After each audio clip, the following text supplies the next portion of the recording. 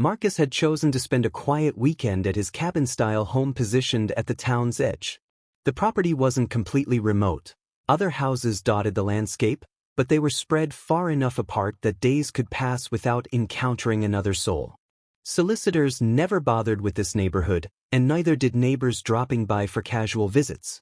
The houses here blended seamlessly into the endless forest, practically invisible unless someone looked carefully. Winter had just delivered a heavy snowfall, creating an unusual stillness that blanketed everything. A thick layer of white covered the entire area, and the woods stretching behind Marcus's house appeared deeper and more ominous than usual. The solitude didn't normally bother him. His cabin offered comfort with its expansive windows, stone fireplace, and authentic rustic atmosphere, exactly what had drawn him to purchase it in the first place. The first evening passed uneventfully until the late hours. Marcus spent his time in the living room watching YouTube videos, half dozing by midnight. Eventually, he switched off the television and made his way down the hallway to his bedroom. The single-story layout meant his bedroom was located at the very end of the hall. His bedroom shared the same design aesthetic as the rest of the home, massive floor-to-ceiling windows lining the wall and a sliding glass door that opened directly toward the forest. Given the home's private setting with nothing but woods surrounding it and no nearby neighbors, the design made practical sense. Still, it created unsettling moments. Sometimes his own reflection in the nighttime glass would startle him, making him think someone stood outside watching. But tonight would be different. After turning off the lights and climbing into bed, Marcus heard something. A soft cracking noise drifted in from outside. It didn't sound like an animal or typical forest sounds. This was louder, like someone stepping on a thick branch. Moments later, it happened again. Marcus sat upright and directed his gaze toward the large window.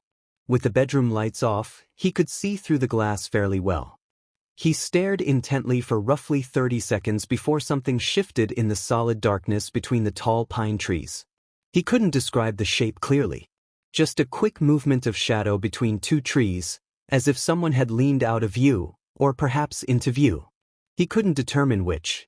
Everything went still after that. Minutes passed as he waited, staring into the darkness, feeling anxiety building inside him. He began thinking he might have imagined it, that his eyes were simply creating shapes from nothing. But he didn't move for a considerable time. Eventually, Marcus got up and double-checked that the sliding door was locked before returning to bed. Sleep came slowly. Every 30 seconds or so, he felt compelled to open his eyes and check the window again. Every time, he saw nothing. The following day felt strange. Nothing overtly happened, yet everything felt wrong in ways Marcus couldn't articulate. He constantly experienced that subtle, uncomfortable sensation of being watched by someone standing just beyond sight. He kept glancing at whichever window was behind him, half expecting to see eyes peering in. He never did, but the feeling persisted. As darkness fell again, something would finally break the tension, but not in the way Marcus hoped. As evening arrived and darkness returned, snow began falling again, which somewhat eased Marcus's nerves. He reasoned that the cold, snowy conditions made it even less likely anyone would be lurking outside. He tried not to overthink the situation. Around 10 o'clock, Marcus sat watching television in the living room, wrapped in a blanket near the fireplace. The TV screen's glow illuminated most of the house, so he didn't realize how dark the interior had become until he left the couch to grab a soda. Walking through the main hallway, he noticed the light in the far room, a small den with bookshelves, was off. He could have sworn he'd left it on earlier. He usually kept that light on because it provided pleasant ambient lighting, preventing the house from feeling like a shadowy cave. Marcus walked over and quickly flipped the light back on, thinking nothing of it. He grabbed his soda and returned to the couch. He'd been back for maybe a minute, having just unpaused the TV, when he happened to glance over his shoulder. He wasn't deliberately checking anything. Just one of those automatic glances people do without reason. The light in the room was off again. Marcus could feel the blood drain from his face. He stood up and walked down the hallway just far enough to see the switch from his position. The switch was physically flipped down to the off position. He simply stared at it. Someone was inside that room, and it felt like they were trying to lure him in there. Marcus started backing away. His phone was charging on the nightstand in his bedroom, and his car keys were near the front door. He knew he needed to retrieve both and leave immediately. He quietly moved to the other hallway and into his bedroom to grab his phone. But before he could, he saw something shift behind the glass. He looked up, and initially all he noticed were faint footprints in the snow behind the window. Following them with his eyes led him to a large figure, a man standing just a couple feet beyond the window. He was entirely shrouded in darkness, but Marcus knew the man was looking directly at him. Marcus sprinted back down the hall toward the front door. Grabbing his keys, Marcus heard not one but two sets of footsteps on the other side of the house. He yanked open the door and ran to the side driveway where his car was parked. The moment he got inside, he saw that same figure come barreling around the house, running toward his vehicle. Marcus turned the ignition and fled toward the main road, seeing the figure standing where his car had just been, watching him drive away. Officers took slightly over 30 minutes to arrive at Marcus's property. What they discovered was horrifying. Multiple windows had been shattered, and the entire house looked like it had been demolished from the inside. Doors and cabinets were ripped from their hinges, furniture was flipped over, and dents and tears marked the walls. Marcus told the police he'd heard two people inside and seen one man outside, but given the destruction they'd left behind, it was impossible to determine how they'd entered quietly while he'd been home all day. Marcus stayed in a hotel for weeks afterward, having the house repaired and putting it on the market. He couldn't shake the feeling of knowing three people had been stalking him for an unknown length of time. Had he not escaped, he couldn't even imagine the horrible, disturbing things that would have happened that night. Even now, he has nightmares about being in that hallway, walking toward the room with the light off, knowing what was waiting just outside the doorway's view. Nathan was 36 years old, and to understand why he lived where he did required some backstory. 2 years before this incident, he and his wife had separated just months after purchasing a house together. The breakup wasn't particularly bitter, and they didn't finalize the divorce until months later. The house they'd bought was massive, far too large even for both of them together. It was supposed to be something they'd grow into, perhaps filling it with children and pets eventually. After they parted ways, Nathan had to decide whether to sell at a loss or continue living there alone. He chose to stay. For 2 full years, Nathan lived alone in that enormous house. He told himself he'd eventually find ways to use the space. Since he worked from home, he considered setting up separate rooms for his office, a workout area, and his bedroom. But he never got around to it. The vast house remained mostly hollow and vacant. Opening a random door would likely reveal nothing but a dusty, unused room. Nathan wouldn't enter half the rooms for months at a time. He didn't mind it too much, but occasionally he'd feel that uncomfortable sensation of being alone in a giant empty house mixed with overall loneliness. Nathan finally decided to do something he'd wanted to do for years: adopt a dog from a shelter. That's when everything started. He found a small 8-month-old puppy named Piper, a beagle, and picked her up after work from a shelter about 3 hours away. By the time he arrived home, it was around 8 in the evening. Nathan let her explore the yard briefly before bringing her inside to investigate her new home.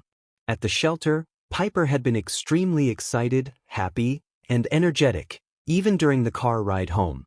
But the moment Nathan let her inside, she became very timid. He assumed she was simply unfamiliar with the home and that all the change was making her anxious, so he didn't think much of it. He left her alone to explore while he sat on the couch to give her space. Piper spent barely 2 minutes walking around before jumping onto the couch with Nathan and huddling right on his lap. She almost seemed frightened of something, but again, Nathan had every reason to believe this was normal behavior for a new puppy moving into a new home. Later, Nathan brought her upstairs, and they went to bed. Morning seemed to bring improvement. Piper followed Nathan around while he made breakfast and coffee, then sat below his office desk while he worked for the day. However, a few hours in, she stood up and walked toward the doorway, standing halfway in the hall looking very alert. After a few seconds, she fully left the room, and Nathan could hear her nails clicking on the floor as she walked down the hallway toward the staircase. Nathan thought she was finally feeling comfortable enough to explore on her own. He was wrong. Nathan figured she finally felt comfortable enough to look around, so he left her alone and continued working. Perhaps 10 minutes passed when suddenly Piper started barking frantically from somewhere downstairs. Nathan jumped up from his desk and quickly hurried through the hallway and down the steps. Her barks echoed throughout the entire home, bouncing through every corridor, making it difficult to pinpoint her location. Nathan called out her name and moved through all the rooms before finding her. Strangely, Piper was standing right in the middle of one of the empty downstairs rooms, simply looking at the wall and barking. Once she spotted Nathan, she hurried over and stood right next to him, tail down, looking nervously at the empty room. Nathan walked in, but there was nothing to see or make sense of. The room was entirely empty. He tried calming her down, picking her up and closing the door to the room. He brought her back upstairs to the office, and after a few minutes, he resumed working. The rest of that day, not much happened. When Nathan finished work, he took Piper for a walk around the area. They spent the evening watching TV before going upstairs and getting into bed at 10 o'clock. But in the middle of the night, Nathan woke up, not to a noise, but to a feeling. He sat up and saw Piper standing right at the bedroom door, her ears perked up and her gaze locked on the gap in the doorway. Nathan called her name, but she didn't move. Honestly, he wasn't entirely sure how or why, but he laid back down and fell asleep without a second thought. He couldn't even believe he'd managed that now, thinking back on it. He supposed he'd really just thought she was uncomfortable in the new place. Nathan woke in the morning, and things seemed fine. Piper was up on the bed with him and didn't act strangely at all. He got dressed and headed downstairs, letting her outside while completing his typical morning routine.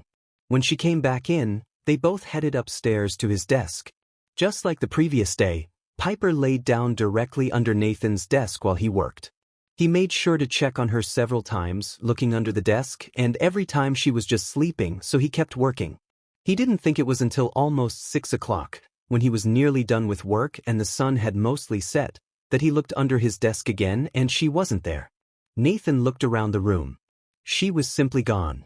She must have slipped out without him noticing.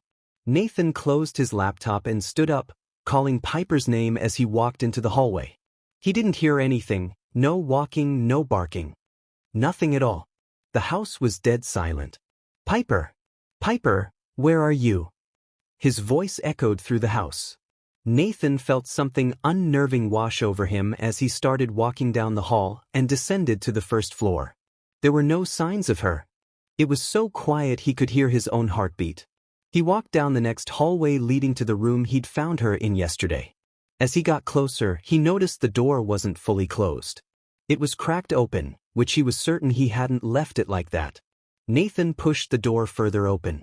Piper was sitting in the far corner of the room, shivering and facing the doorway where he stood. She looked terrified, as if something else was in the house with them.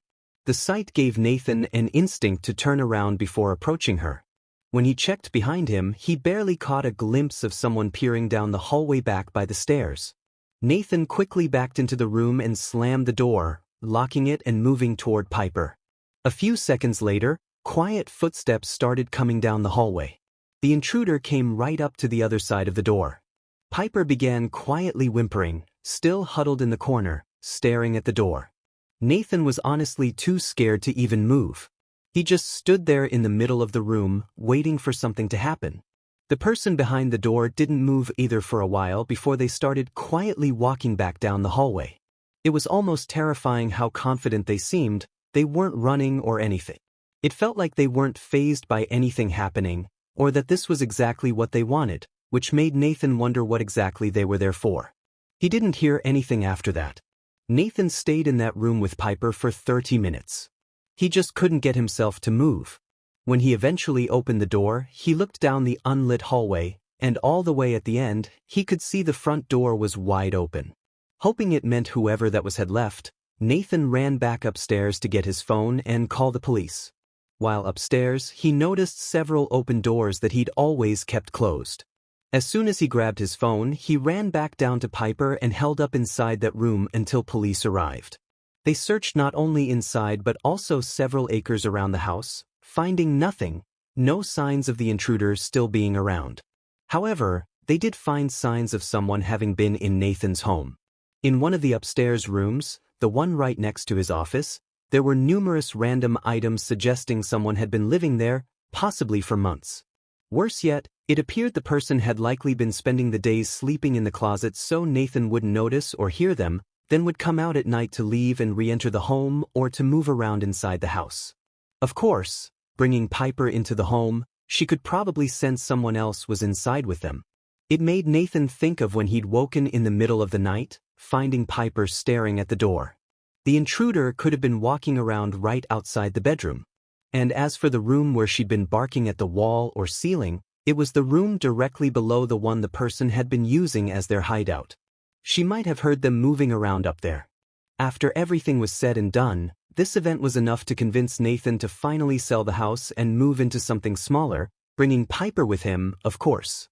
She was absolutely the best companion he could have asked for, and since moving, she'd been just as happy and excited as when he'd found her at the shelter, without any anxiety whatsoever. Nathan still worried about the person not being found, though, and wondered if they would come back. He knew it was unlikely, but he'd never really forget about it. The narrator was 18, still living with his parents, but old enough that they could leave him home alone without concern. This was one of those times where his parents were gone for a couple of days.